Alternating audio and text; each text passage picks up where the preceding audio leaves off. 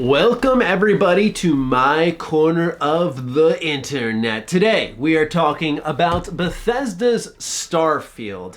So this is a topic I've had on the back burner for quite some time. You guys remember back in around March/April, I went on almost like a 2-week spree of covering Fallout 76 Wastelanders because I was excited for it. It ended up being pretty good in a lot of ways, and I wanted to continue talking about it. So this topic is spawning from that time period, but I felt like it was just becoming too much Fallout, too much Bethesda. I wanted to break things up a little bit and bring this topic out at a later time where most of us had played Wastelanders, or at least learned about what Wastelanders is for Fallout 76, where now is a good time to talk about Starfield, the future of Bethesda Game Studios, and ultimately how they don't have much of an excuse when it comes to this game. While Fallout 4 sold remarkably well, it was a complete success across the board critically and commercially for Bethesda Game Studios. Fans were quite vocal that they wanted actual change when it came to Fallout 4's writing, mostly in its dialogue, as well as choices and consequences. We saw a smidge of that in Far Harbor, but we want a full game based around that very concept that Far Harbor tried to hone in on, which was being very unique, visiting a cool location in the Fallout universe, while also providing us choices amongst factions with compelling reasons to join each of them. So I think Bethesda could easily get away with drowning out the criticisms of Fallout 4 and saying, well, look how well it did. We're just going to go ahead and next mainline Fallout game do something like that again. And while I wouldn't be a fan of it, I'd understand their decision. Meanwhile, with Fallout 76, when it launched, it was even more out of touch, as we all know pretty well by this point in time, making Fallout an online game. And it wasn't until Wastelanders that we really got a hold of where Bethesda Game Studios lies. Between the box itself, where you're making decisions for the story, some of the dialogue itself, it's very reminiscent of what we saw in Fallout 3 in New Vegas, and when it comes to the amount of choices per conversation you can make, it's pretty astounding considering the fact that this started off as an online game, yet it offered more options and choice than Fallout 4 itself, which that says a lot. The point being is that Bethesda continued to move the goalposts back when it came to Fallout 76, saying we can't do this because of this, we can't do this because of that. And they continued to create reasoning for why they couldn't add some of the most interesting aspects nowadays of Fallout 76. My point is that when it comes to Starfield, people have been vocal for 2 full games now. When it comes to your new IP, lessons that are learned must be applied. We can no longer continue to shift back the goalposts and say that, well, we did this because of that, and that no one was vocal about it to you in the first place. That's not me suggesting listen to the fans directly in every case over your own creative vision. It's more so saying that people have wanted for a long while meaningful choice, meaningful dialogue, and we saw a taste of that in 76. I'm not going to glorify Wastelanders, but as a free update to a game that you can get for $10 right now, used for PS4 or Xbox One, I was impressed with a number of things, most notably the depth of conversation and some of the characters within its universe. And if Bethesda Game Studios Austin can accomplish that inside Wastelanders, then Bethesda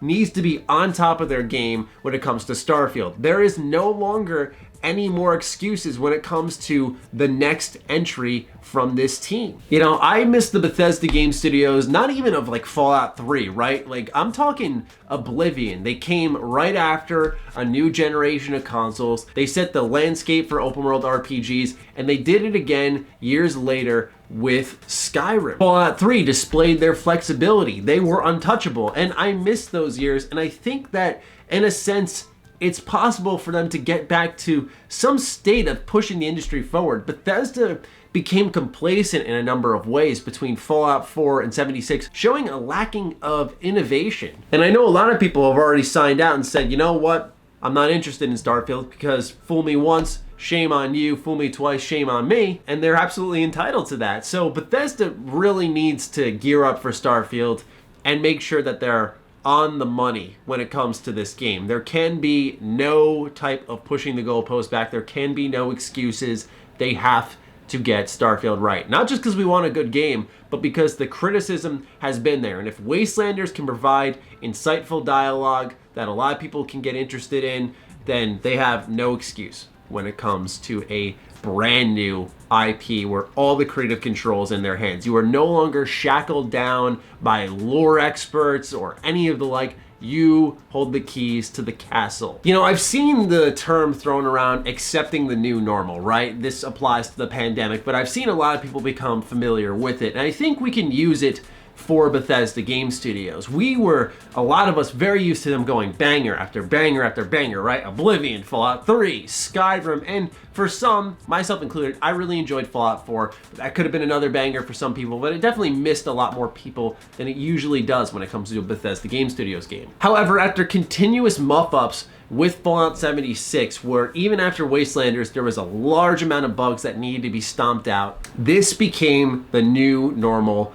for Bethesda Game Studios. I have a 20+ minute comprehensive breakdown of the entire year in 2019 for Bethesda Game Studios, showcasing 20 different situations which harmed their company image severely. Quickly, and understandably so, people accepted that this is the new normal for Bethesda Game Studios. The standards have been lowered, and with people accepting that new normal, it also comes with the scary reality that folks will make excuses for them.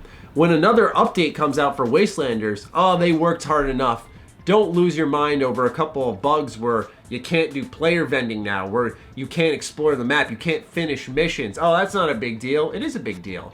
And we shouldn't accept that Bethesda is now this company that is riddled with bugs. And I know historically they've wrestled with bugs, but at least at the very minimum at that point in time, they were moving things forward, right? They were opening up areas larger than we'd ever seen in the games industry while maintaining the depth of great quests, interesting combat to some extent, like spellcrafting in Oblivion. People still think that's fun today, and that was like 14 years ago. So there becomes this acceptance of whelming people within Bethesda, and some people are so used to that they make excuses for them. I'm not saying you gotta be one of those people who's cracking down on them constantly. I mean, come on. I mean, you guys know me, right? Like, there were people who, when Bethesda announced they were donating $1 million to relief during the pandemic, people complained.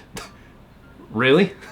I'm not saying that's supposed to right every wrong they've done, but really? That's a bad thing to you? So if anyone from Bethesda is watching this, I don't know any other way to put it other than you guys need to be on your game. And I'm not saying that game devs wake up and say, man, how can I make this game horrible today, right? This is a passion-driven industry in a lot of ways. And with that comes people who try, naturally, very hard at their job. But the hefty amount of settling, accepting, oh, that's enough, that's fine. That's what became Bethesda's biggest enemy, saying, that's fine, not thinking, what more can we do? How can we push things forward?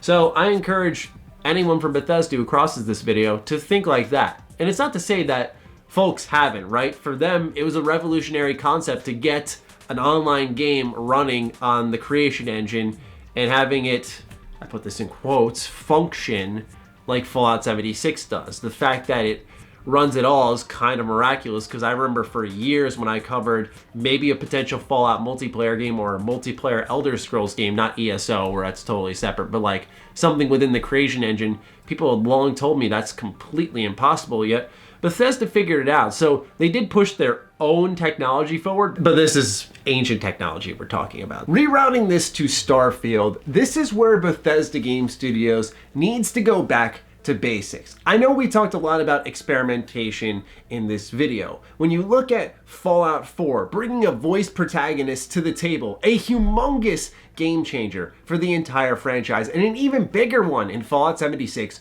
where they introduced a fully online world. Bethesda Game Studios has experimented, and they will continue to do so, as they should, do not get me wrong. But the time has come for them to also get back to basics. Get back to what works for them and also for their fans. Go back to creating open world games with a silent protagonist and lots of dialogue options. Multiple interesting outcomes to quests. Fun exploration that not only rewards your curiosity, but is one of the consistent highlights of the game. Not relying solely on written material and audio logs, but also interesting characters within the world. Bethesda Game Studios has continuously honed in on one element, whether it be Fallout 4's voice protagonist or the online nature of 76, and put all their chips on the table for that one single aspect of the game, sacrificing everything else with it. They need to get back to basics with what worked, which is even design, and the cutback is no online, which they have already confirmed, as well as no voice protagonist, which who honestly knows with that? Get back to basics, Bethesda. That's all you need to do. That is your route to victory here. Anyway, ladies and gentlemen, that's just my little ramble for the day. Bethesda has no excuse when it comes to Starfield. And I'd love to hear your thoughts in the comments down below, so fire away. Other than that, follow me on Twitter, follow me on Instagram. Those links are in the description down below. Big thank you to all the patrons who continue to really hit it with that support. Appreciate each and every one of you so much. And I'll talk with you soon. Stay sexy, stay active. I love you all. Peace.